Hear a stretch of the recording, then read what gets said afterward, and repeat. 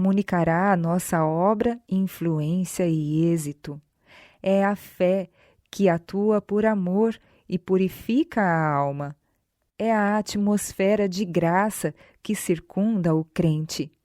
É o Espírito Santo atuando na mente e no coração que o torna um cheiro de vida para a vida e faz com que Deus abençoe a sua obra.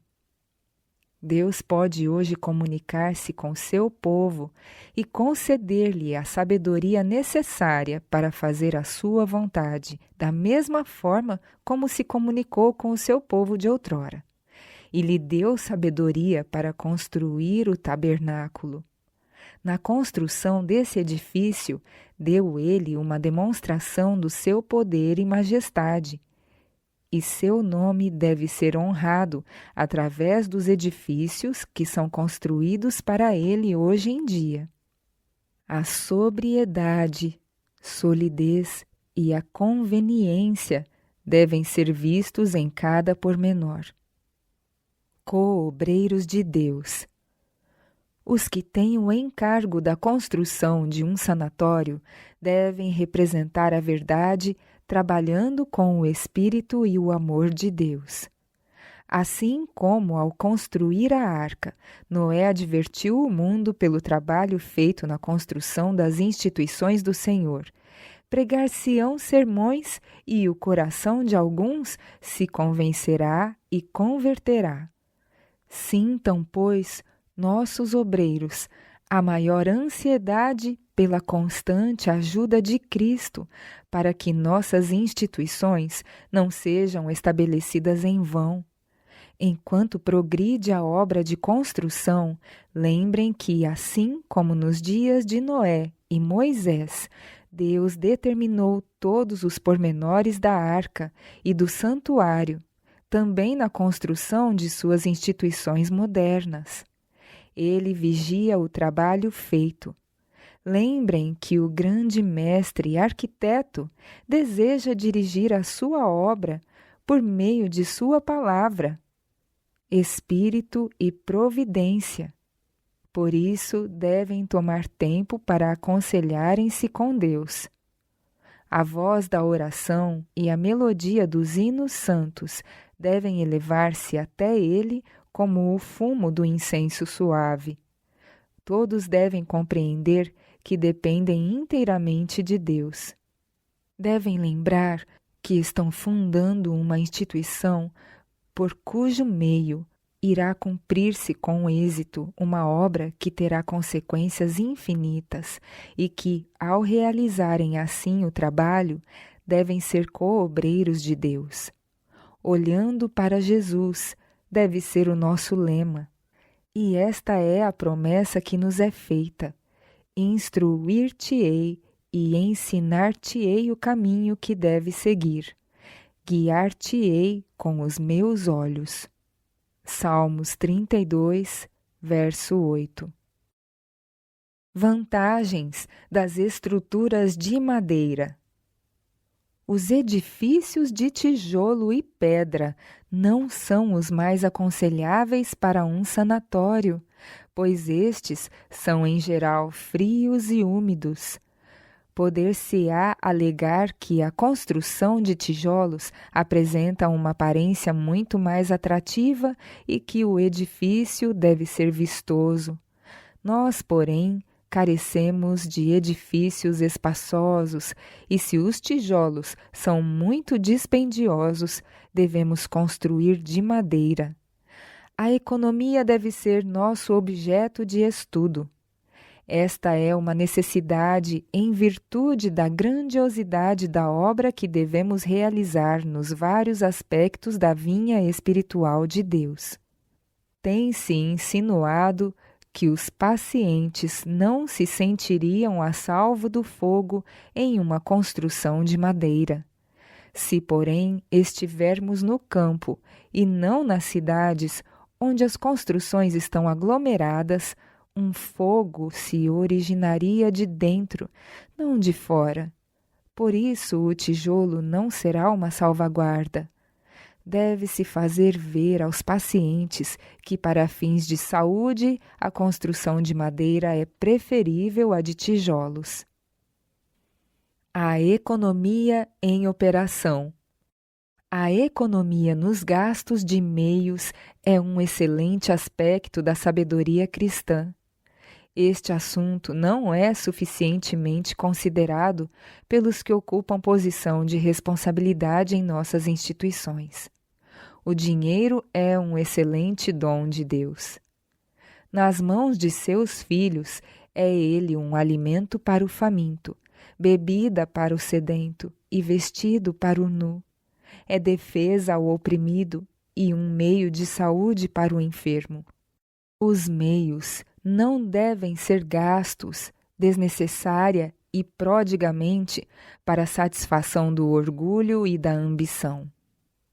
O princípio deve controlar. A fim de satisfazermos as reais necessidades do povo, os austeros motivos dos princípios religiosos devem ser um poder controlador. Quando cristãos e incrédulos são mantidos juntos, o elemento cristão não deve ser assimilado pelo não santificado. Deve-se manter o contraste distinto e positivo entre ambos. Eles são servos de senhores diferentes. Uma classe se esforça para manter-se no caminho humilde da obediência aos mandamentos de Deus, o caminho da simplicidade, da mansidão e da humildade, imitando o modelo Cristo Jesus. A outra classe é, em todos os sentidos, o oposto da primeira. Eles são servos do mundo, ávidos e ambiciosos para seguir as suas modas no vestir-se com extravagância e em satisfazer o apetite. Esse é o campo no qual Cristo deu aos relacionados com o sanatório sua obra específica. Não devemos encurtar a distância que nos separa das pessoas do mundo seguindo suas normas, descendo do elevado caminho aberto para que os redimidos do Senhor nele andem. Mas a beleza demonstrada na vida do cristão, os princípios mantidos em nosso trabalho diário, ao trazermos o apetite sob o controle da razão, o mantermos a simplicidade no vestir-nos e entregar-nos à conversação santa, será uma luz a brilhar continuamente no caminho daqueles cujos hábitos são errôneos. Todos os que se acham relacionados com as nossas instituições devem ter zeloso cuidado para que nada seja desperdiçado, mesmo que a questão não se prenda justamente à parte da obra a eles designada. Todos podem fazer alguma coisa no sentido da economia. Todos devem realizar o seu trabalho, não para receber a aprovação dos homens, mas de tal maneira que esta possa resistir o escrutínio de Deus. Certa vez, Cristo deu aos seus discípulos uma lição sobre economia, a qual é digna de cuidadosa atenção. Ele operou um milagre a fim de alimentar os milhares de famintos que estiveram escutando os seus ensinamentos. Todavia, após todos se haverem alimentado e estarem satisfeitos, não permitiu ele que as sobras fossem desperdiçadas. Aquele que pôde alimentar a grande multidão, em sua necessidade, pelo seu divino poder, mandou que os discípulos ajuntassem as sobras, a fim de que nada se perdesse. Esta lição foi dada para o nosso benefício, tanto como para o das pessoas que viviam nos dias de Cristo. O Filho de Deus cuida das necessidades temporais da vida. Não desprezou ele as sobras após a refeição, embora pudesse fazer tal milagre todas as vezes que achasse por bem. Os obreiros de nossas instituições fariam bem em atentar para esta lição.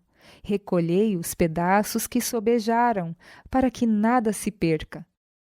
Este é o dever de todos, e os que ocupam posição de liderança devem dar o exemplo. Lealdade às nossas instituições.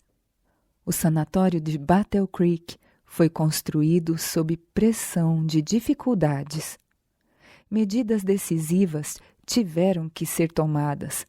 Contratos assinados pelos que foram empregados como auxiliares para que eles pudessem permanecer certo número de anos. Foi esta uma necessidade real. Após os auxiliares haverem sido conseguidos e, mediante consideráveis e laboriosos esforços, se haverem eles tornado eficientes obreiros, pacientes abastados ofereciam-lhes melhores propostas de salário, a fim de consegui-los como enfermeiros particulares em seu próprio benefício em seus lares. E esses auxiliares muitas vezes deixaram o sanatório e os acompanharam, sem levar em consideração o esforço que foi empregado para qualificá-los como obreiros eficientes. Isto não ocorreu uma nem duas vezes, mas muitas. Então, pessoas de outras instituições que não são orientadas por princípios religiosos têm vindo como se fossem clientes e da maneira mais ardilosa têm desviado auxiliares mediante a promessa de melhores salários. Médicos apostataram da fé e da instituição e a abandonaram por não poderem seguir os seus próprios caminhos em tudo. Alguns foram dispensados e, após conquistarem simpatia de outros auxiliares e pacientes, levaram-nos consigo. E depois de grandes despesas e tentando seus próprios meios e métodos ao máximo de suas habilidades, falharam e desistiram, incorrendo em débitos que não puderam saldar. Isto tem sido experimentado vez após vez. A integridade e a justiça não têm tido parte alguma em tais movimentos. O caminho do Senhor não foi escolhido, mas o seu próprio. Eles enganaram os incautos e fizeram presa fácil daqueles que gostam de mudar. Estavam demasiado cegos para julgarem entre o certo e o errado em sua conduta e por demais indiferentes para se cuidarem. Desta maneira, foi necessário no sanatório de Battle Creek estabelecerem-se contratos que prendessem os que com ele estavam relacionados como auxiliares, de maneira que, depois de terem sido instruídos e adestrados como enfermeiros e ministradores de banho, eles o não deixassem, porque outros lhes apresentassem vantagens. O dinheiro foi adiantado a alguns auxiliares especiais, a fim de que pudessem adquirir conhecimentos médicos e ser úteis à instituição. O doutor tem depositado confiança em algum desses para que eles o aliviem das responsabilidades que tão pesadamente têm repousado sobre ele. Alguns se têm tornado inquietos e insatisfeitos, porque os que iniciaram instituições em outras partes do país têm procurado lisonjeá-los e induzi-los a irem para os seus sanatórios, prometendo fazer melhor por eles. Desta maneira, os obreiros, ao menos alguns deles, se tornaram inquietos, instáveis, presumidos e inconstantes, ainda que não houvessem desligado do sanatório, porque achavam que havia oportunidades para eles em outros lugares. Os que mal estão começando a praticar se têm considerado aptos a assumir grandes responsabilidades que seria arriscado confiar-lhes as mãos, porque eles não se mostraram fiéis no mínimo. Ora, todos desejamos olhar este assunto do ponto de vista cristão. Estas provas revelam o verdadeiro material que entra na formação do caráter. Há no Decálogo um mandamento que diz: não furtarás. Esse mandamento condena justamente atos como estes. Alguns têm furtado os auxiliares que outros tiveram o trabalho de educar e adestrar para sua própria obra. Qualquer plano secreto, qualquer influência exercida para tentar conseguir auxiliares que outros têm contratado e adestrado é nada menos que roubo consumado. Há outro mandamento que diz: não dirás falso testemunho contra teu próximo. Tem havido entendimentos secretos com auxiliares que foram contratados e com os quais se contava para fazer determinada espécie de trabalho. Tem-se envidado esforços para depreciar os planos e encontrar faltas na administração dos que estão dirigindo a instituição. A conduta dos administradores tem sido discutida com relação àqueles cujos serviços eles desejavam assegurar. Sua vaidade foi lisonjeada e foram feitas insinuações de que eles não eram promovidos tão depressa quanto deviam e de que deviam estar em posições de mais responsabilidades. A maior dificuldade que os médicos e administradores de nossas instituições têm encontrado é que homens e mulheres que foram guiados passo a passo, educados e treinados para preencher posições de confiança, tornaram-se enfatuados, presumidos e depositaram uma estima muitíssimo elevada em suas próprias habilidades. Se lhes foram confiados 2 talentos, eles se sentem perfeitamente capazes de manejar 5. Se tivessem usado sábia e judiciosamente os 2 talentos, executando com fidelidade as pequeninas coisas que lhes foram confiadas, sendo íntegros em tudo que empreendessem, então estariam qualificados para lidar com maiores responsabilidades. Se eles subissem cada degrau da escada, lance por lance, demonstrando fidelidade no mínimo, isto seria evidência de que estariam capacitados a levar cargas mais pesadas e seriam fiéis no muito. Muitos, porém, querem apenas roçar a superfície. Eles não pensam profundamente e não se tornam senhores de seus deveres. Eles se sentem aptos para atingir o lance mais alto da escada sem os percalços do galgar degrau por degrau. Entristece-nos o coração quando comparamos a obra saída de suas mãos com o justo e divino padrão de fidelidade que tão somente pode ser aceito por Deus. Há uma entristecedora ineficiência, uma negligência, uma falsa aparência, uma falta de solidez e conhecimento inteligente, de cuidado e perfeição. Deus não pode dizer a tais: bem está, servo bom e fiel, sobre o muito te colocarei. Os homens devem assumir responsabilidades conscienciosamente e sentir que estão fazendo a obra de Deus.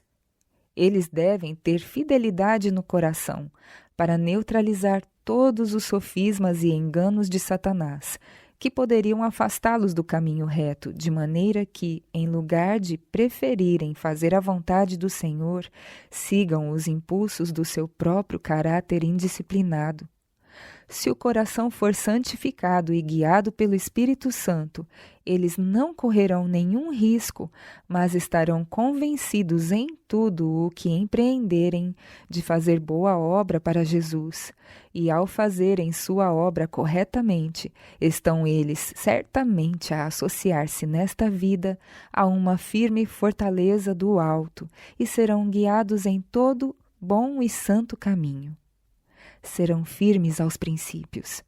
Realizarão o seu trabalho, não para obterem um grande nome ou grandes salários, nem com o propósito de entretecer o eu em todas as suas obras e de aparecerem como alguém no mundo, mas para serem corretos em tudo aos olhos de Deus. Eles não estarão tão ansiosos para fazer um grande trabalho como para fazer o que têm que fazer com fidelidade, tendo como único objetivo a glória de Deus. tais homens são grandes à vista de Deus. Seus nomes estão registrados no livro da vida do Cordeiro, como fiéis servos do Deus Altíssimo. Estes são os homens mais preciosos aos olhos de Deus do que o ouro fino, mais preciosos ainda que o ouro fino de Ofir. O sanatório como campo missionário. O sanatório deve ser uma instituição missionária no mais perfeito sentido da palavra, e seu caráter, nesse sentido, deve ser preservado. Do contrário, não levará em si a aprovação de Deus. Para conservá-lo assim, será necessário devotamento de vida e caráter em cada obreiro. O êxito desta instituição deve ser observado à luz da palavra de Deus. O verdadeiro sucesso deverá ter as credenciais do céu. Os obreiros de Deus alegrar-se-ão no Senhor e, ao mesmo tempo, entristecer-se-ão com os seus próprios esforços. O momento de regozijo no Senhor por causa do sucesso deve ser um momento de humilhação em face daquilo que foi deixado de fazer pela negligência e infidelidade. Os homens que aceitam um cargo em qualquer de nossas instituições de saúde deveriam fazê-lo tão plenamente compenetrados de suas responsabilidades quanto possível. O Senhor prometeu ser um auxílio presente em todos os momentos de necessidade, e não há desculpa para não se fazer mais trabalho real missionário no sanatório. Deve-se dispensar muito mais atenção à necessidade de alcançar aptidão em todos os deveres. Os obreiros devem procurar aperfeiçoar-se para que possam fazer o seu trabalho da melhor maneira possível e com fidelidade, de modo a receberem a aprovação de Deus. As oportunidades de fazer o bem têm estado sempre muito distanciadas dos obreiros, pois estes têm deixado de vê-las e aproveitá-las, porque o inimigo do bem tem exercido um poder controlador sobre suas mentes. Apego aos princípios. As tentações com as quais Cristo foi assediado no deserto, o apetite, o amor ao mundo e a presunção, são os 3 atrativos principais pelos quais os homens são mais frequentemente derrotados. Os administradores do sanatório serão muitas vezes tentados a afastar-se dos princípios que devem orientar uma instituição como essa. Eles, porém, não devem desviar-se do caminho certo para satisfazer as inclinações ou servir o apetite depravado de pacientes ricos ou amigos. A influência de tal procedimento é simplesmente danosa.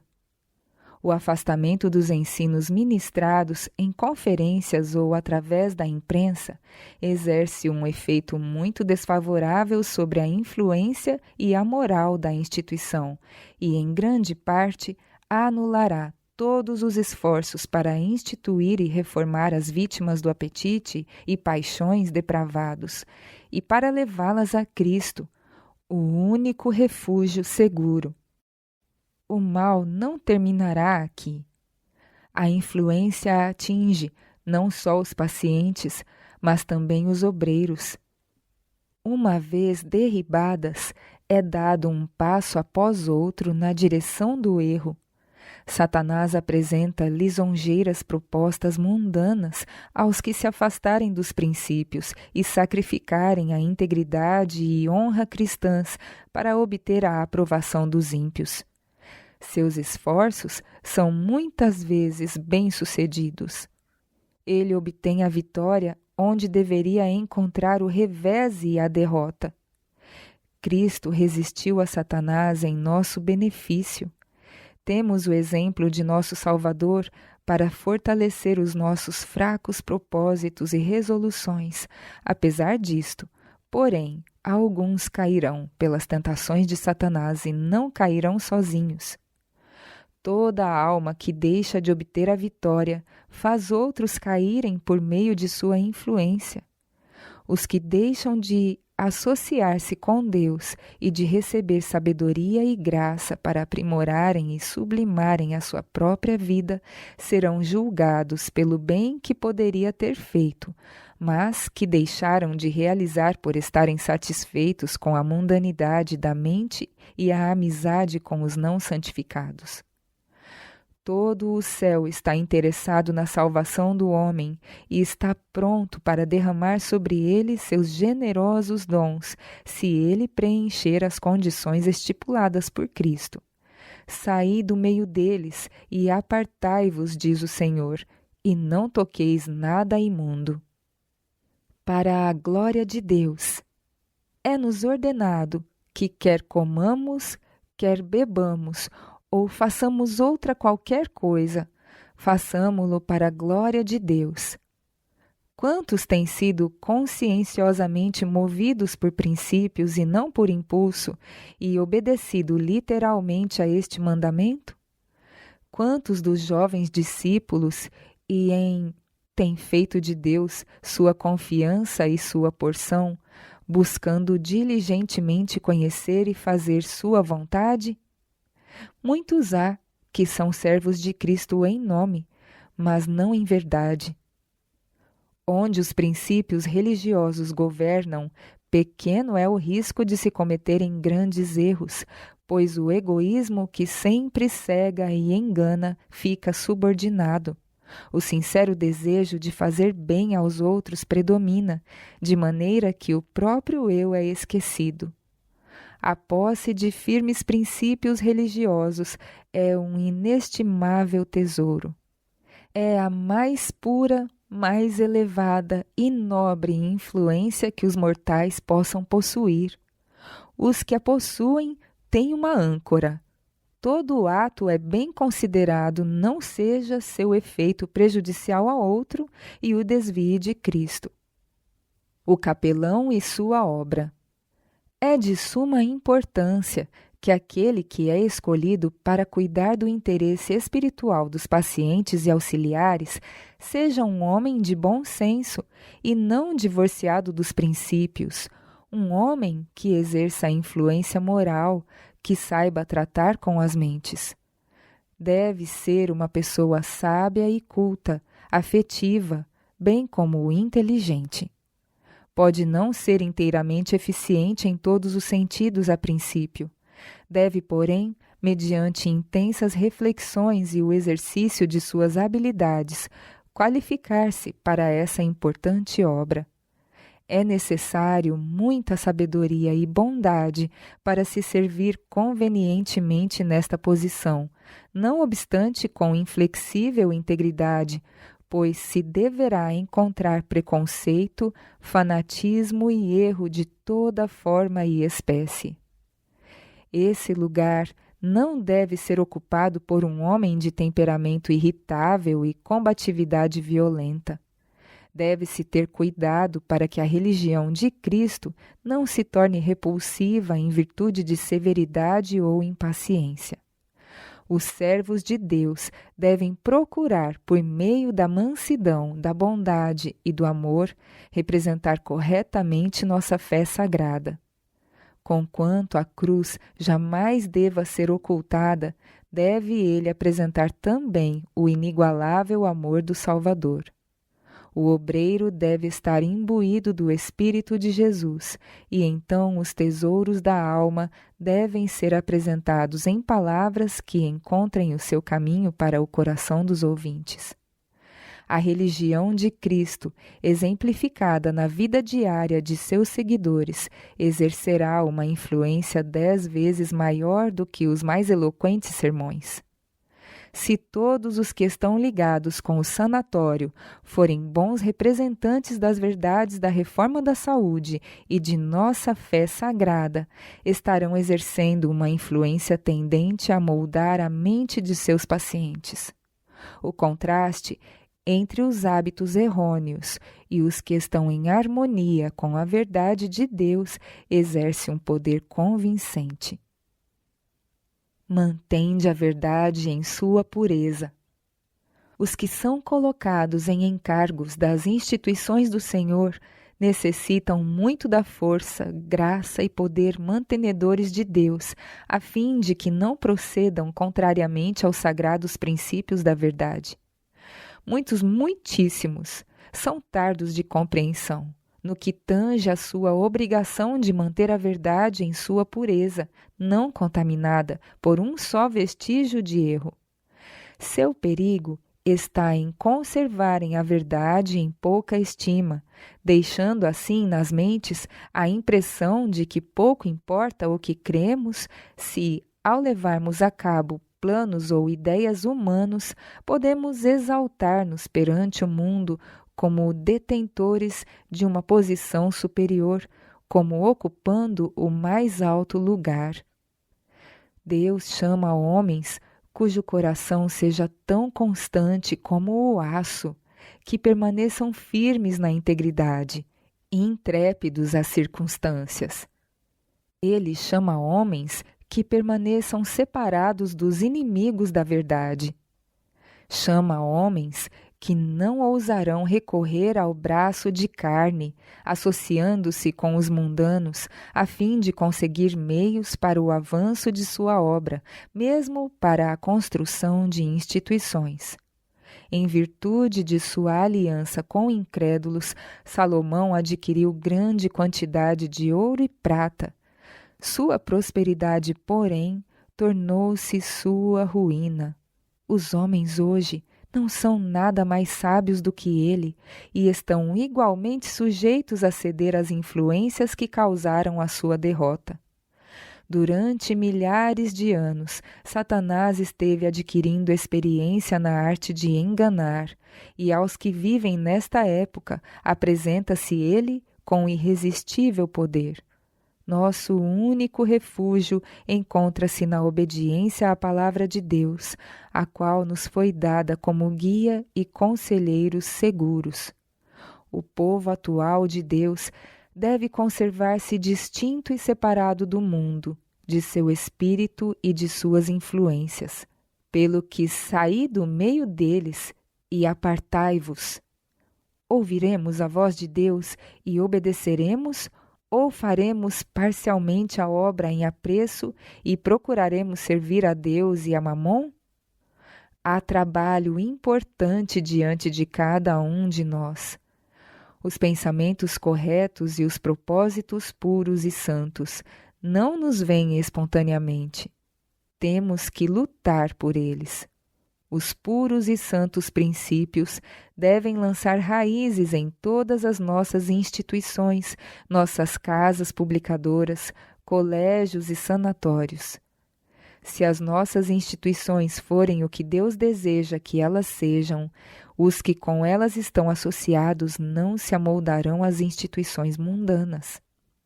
Elas permanecerão igualmente peculiares, governadas e controladas pelas normas bíblicas.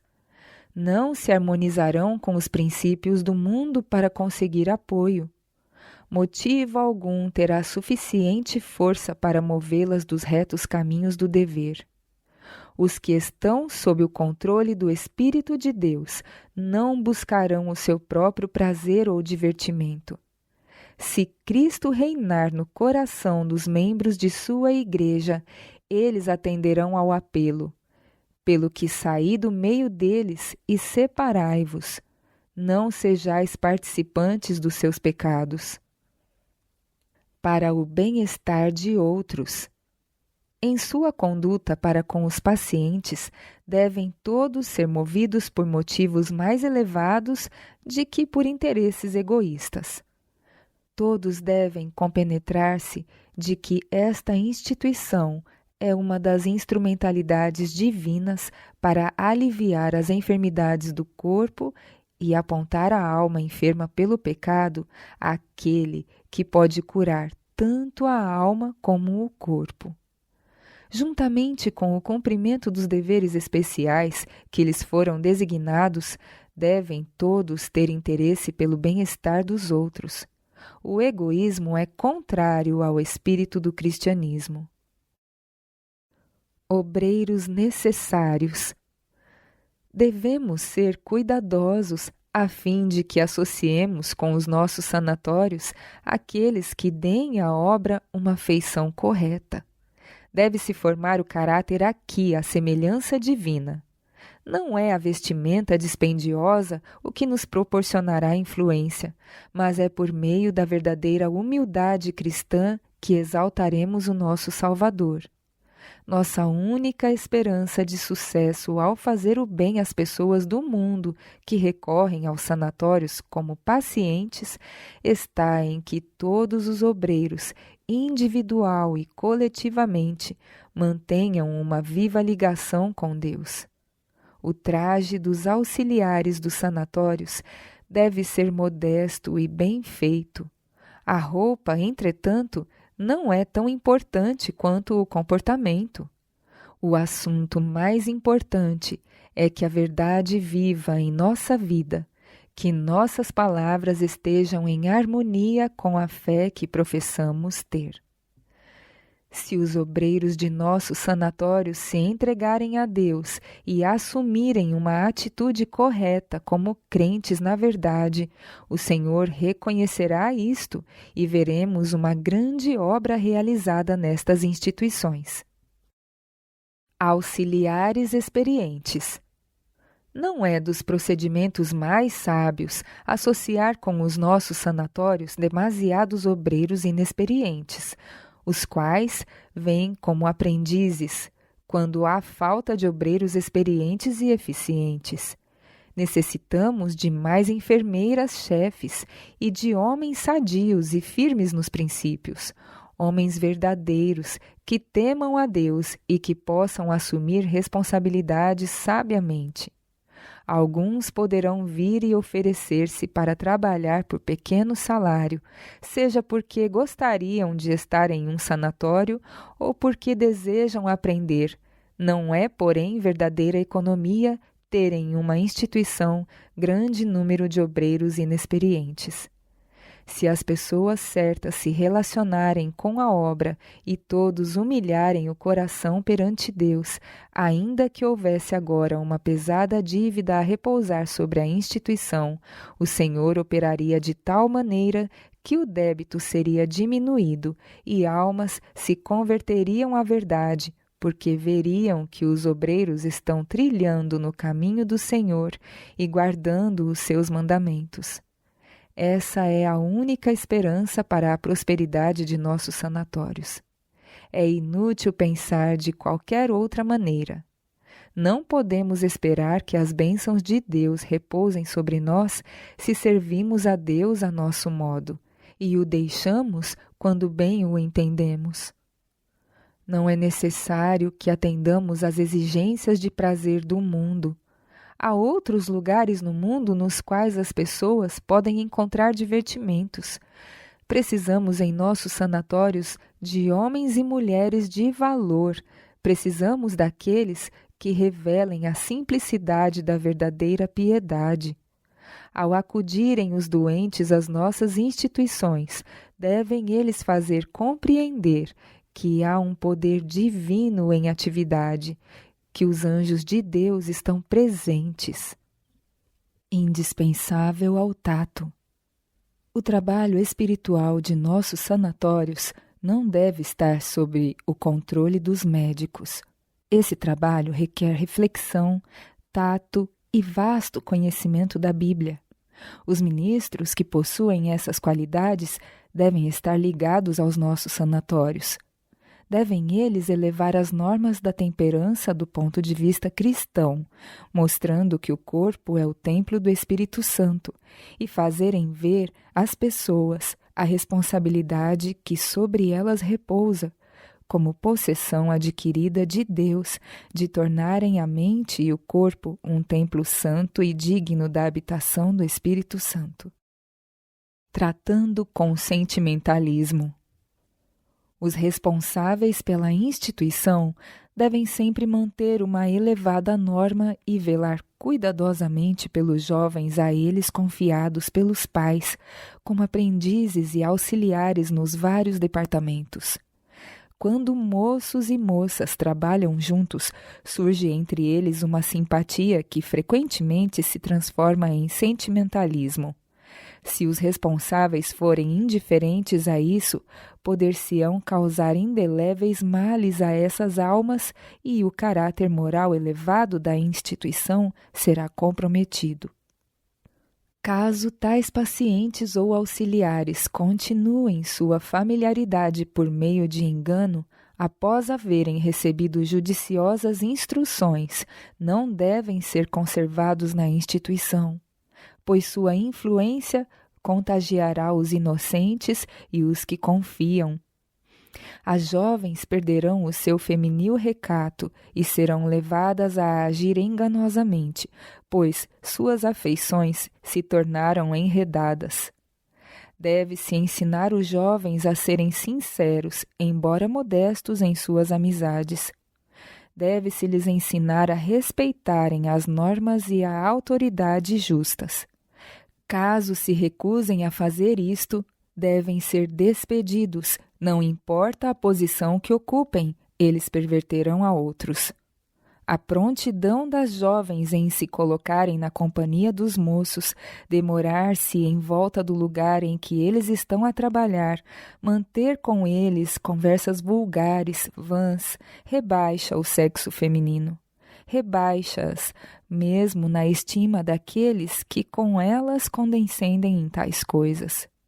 Não devem os que professam a religião de Cristo descer a conversações frívolas, a familiaridade inconveniente com mulheres de qualquer classe, sejam casadas ou solteiras.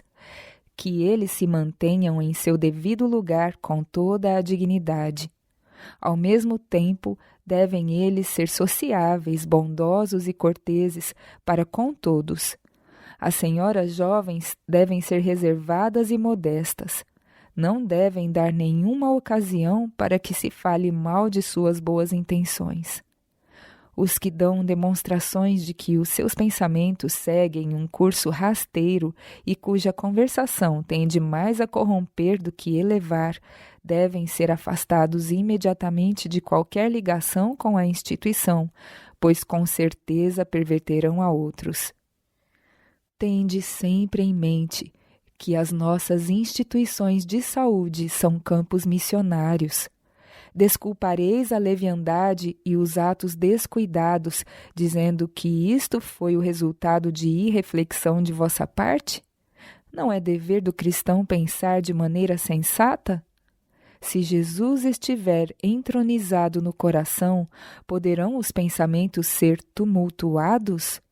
Devem-se manter firme e persistentemente a pureza moral, o respeito próprio e um resoluto poder de resistência.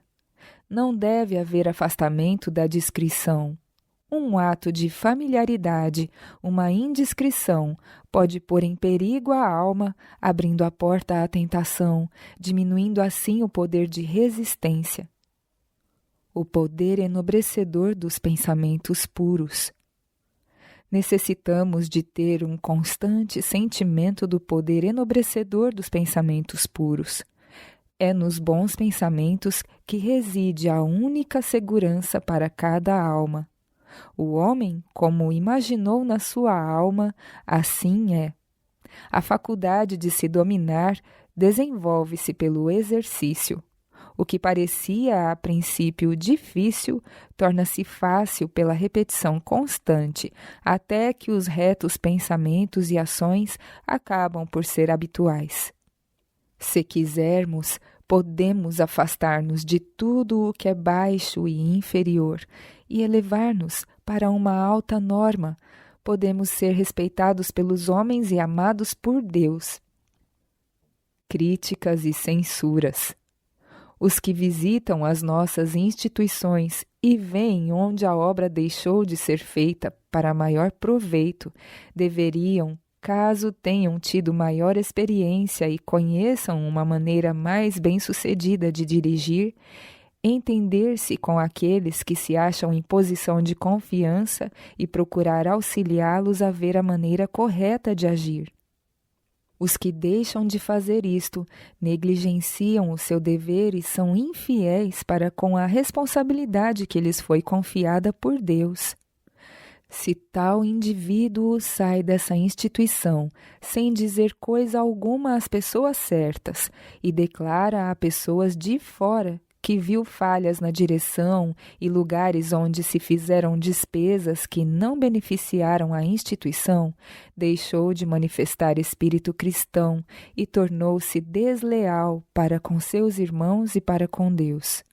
O Senhor deseja que ele difunda a luz, se a possui, e se ele não tiver um plano bem delineado para sugerir, comete erro ao falar aos outros das falhas que observou.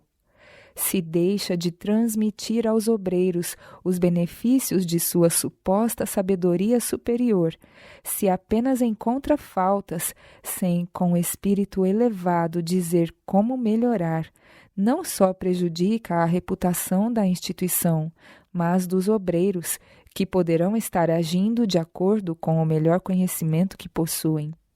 Essas coisas precisam ser consideradas cuidadosamente. Que todo homem e mulher pergunte: de que lado estou eu? Estou trabalhando para afirmar ou para derribar uma das instrumentalidades de Deus? Uma coisa faz sentir-me muito triste, e esta é que nem sempre há harmonia entre os obreiros de nossas instituições. Tenho pensado: será possível que haja alguém que procure faltas nos que estão ligados com eles no trabalho? Haverá alguém que sugira a pacientes ou visitantes ou a colegas de trabalho que há muitas coisas que devem ser feitas que não o foram e muitas outras que não são feitas corretamente? Se fazem isto, eles não estão fazendo a obra de um cristão. Os homens que foram indicados para as diferentes posições de confiança devem ser respeitados. Não esperamos encontrar homens perfeitos em todos os sentidos. Podem eles estar buscando a perfeição de caráter, mas são finitos e sujeitos a erro. Os que são empregados em nossas instituições devem sentir seu dever proteger zelosamente de críticas injustas, tanto a obra como os obreiros. Não devem eles aceitar prontamente ou pronunciar palavras de censura contra qualquer pessoa que esteja ligada à obra de Deus, pois, ao assim fazerem, Deus mesmo pode ser reprovado e a obra que ele está realizando através de instrumentalidades poderá ser grandemente estorvada. As rodas do progresso podem ser travadas quando Deus diz: avançai. Constitui grande mal, e mal que existe em grande extensão entre o nosso povo, dar rédeas soltas aos pensamentos, indagar e criticar tudo o que o outro faz, fazendo de um punhado de terra uma montanha e pensando que os seus próprios caminhos são corretos, quando, se eles estivessem no mesmo lugar de seu irmão, não poderiam fazer metade do que ele faz. É tão natural a alguns encontrarem faltas no que outros fazem quanto o é para eles respirarem. Formaram o hábito de criticar os outros, quando eles próprios é que deveriam ser levados severamente a censurar-se, e seus maldosos sermões e mesquinhos sentimentos seriam extintos de suas almas pelo fogo purificador do amor de Deus. A pessoa que permite que a suspeita ou a censura pesem em qualquer grau sobre os seus coobreiros, enquanto ela não repreende o queixoso, nem apresenta fielmente o assunto perante a pessoa condenada, está fazendo a obra do inimigo. Está regando as sementes da discórdia e da emulação, cujo resultado terá que enfrentar no dia de Deus. Esse desrespeito para com os outros, esta falta de consideração para com o direito e a justiça, não é coisa rara. é encontrada em maior ou menor extensão em todas as nossas instituições. Se alguém comete uma falta, alguns há que a tornam o assunto em torno do qual falam até que ele atinja grandes proporções. Em lugar disso, deveria haver em todos os que estão empregados em nossas instituições um sagrado princípio de preservar o interesse e a reputação de todos com os quais estão associados. Assim como eles desejariam que a sua própria reputação fosse resguardada. Resultados do pecado acariciado. O mais poderoso baluarte do vício em nosso mundo não é a vida iníqua do abandonado pecador ou do degradado. É a vida que, ao contrário, parece virtuosa, respeitável e nobre, mas na qual é nutrido um pecado. A vida em que há complacência com um vício. Para a alma que está lutando intimamente contra alguma gigantesca tentação, tremendo à beira de um abismo, tal exemplo é um dos mais poderosos estímulos a pecar.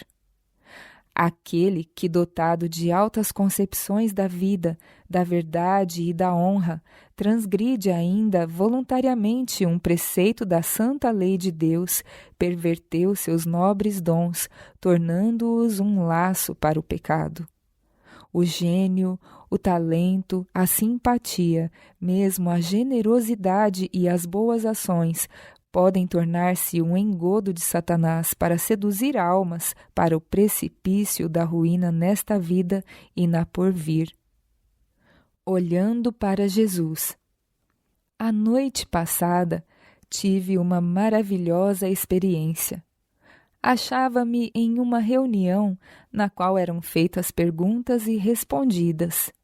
Despertei a 1h e levantei-me. Durante algum tempo, andei pelo quarto orando muito fervorosamente por clareza mental, poder de entendimento e força para escrever as coisas que deviam ser escritas. Roguei ao Senhor que me ajudasse a dar um testemunho que desperte o seu povo antes que seja tarde demais. Minha alma foi levada à consideração de assuntos relacionados com o futuro desenvolvimento da obra de Deus.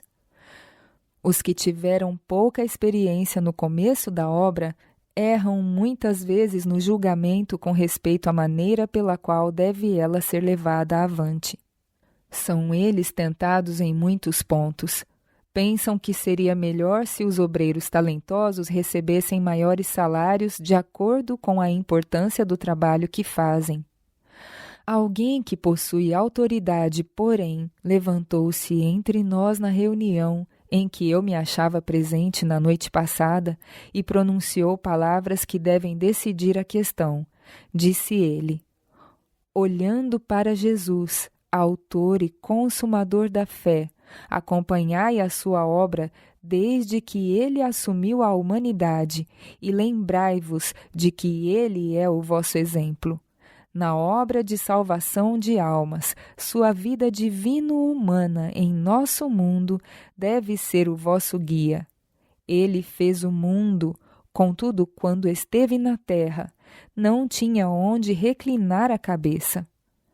Fossem dados salários mais altos aos obreiros mais talentosos, os que realizam a mais laboriosa parte da obra, desejariam salários mais elevados também, e diriam que o seu trabalho é tão necessário quanto qualquer outro. A obra deve ser levada avante em muitos setores. Novos territórios devem ser acrescentados.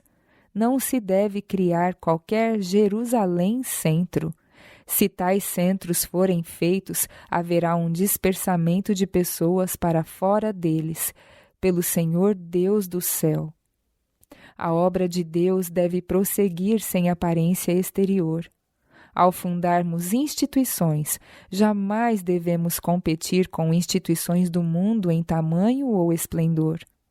Não devemos aliar-nos com os que não amam nem temem a Deus, os que não possuem a luz da verdade presente, que são incapazes de suportar a visão daquele que é invisível, são rodeados pelas trevas espirituais, que são como as trevas da meia-noite. Interiormente, tudo é sombra. Eles não conhecem o significado da alegria no Senhor. Não têm nenhum interesse nas realidades eternas. Sua atenção está absorta nas coisas triviais da terra. Eles transformam a diligência em vaidade, apegando-se a meios ilícitos para obterem vantagens. Tendo deixado a Deus, a fonte das águas vivas, cavaram para si mesmos cisternas rotas que não podem reter a água. Não deve acontecer isso com os que experimentaram o poder do mundo por vir. Economia e espírito de sacrifício.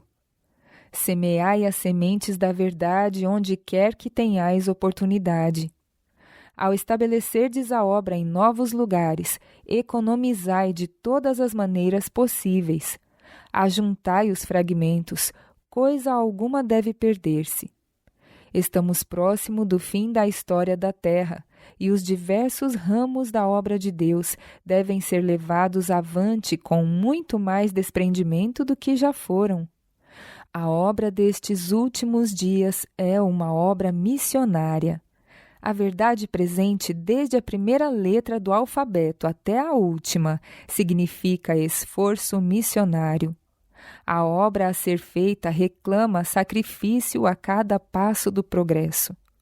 Os obreiros devem sair da prova purificados e refinados, como o ouro provado no fogo.